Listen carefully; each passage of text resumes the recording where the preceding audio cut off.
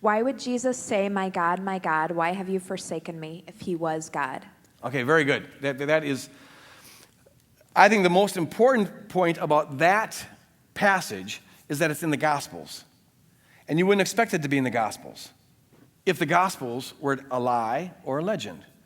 And so I find that the fact that that's there, however we make sense out of it, is it shows the historical interest of the Gospel authors. They put stuff in there that's counterproductive to their own purpose.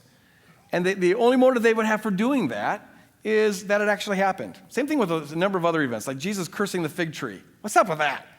You should just leave that one out.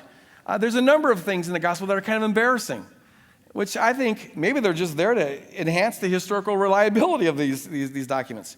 But anyways, looking at that, there's one of two ways to go on this.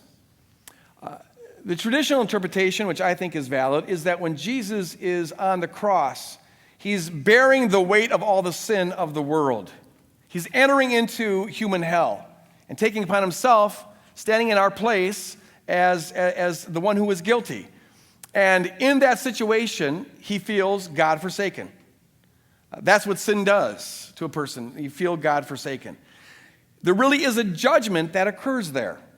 I don't think God is personally punishing Jesus for being guilty, but the judgment on all sin is revealed here. And so as a full human being, he's crying out, my God, why have you forsaken me?" I think it's very plausible. That is an accurate report of how Jesus psychologically felt in that moment, feeling God forsaken. In the delirium of the pain and the weight of sin on him, he cries that out. Another interpretation is this. That is a quote of Psalm 22, I believe.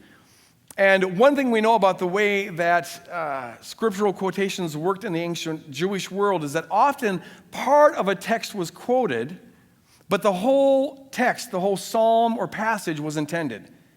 It's just that people knew the passage so well that by quoting the first part of it, they knew that you were referring to the meaning of the whole thing.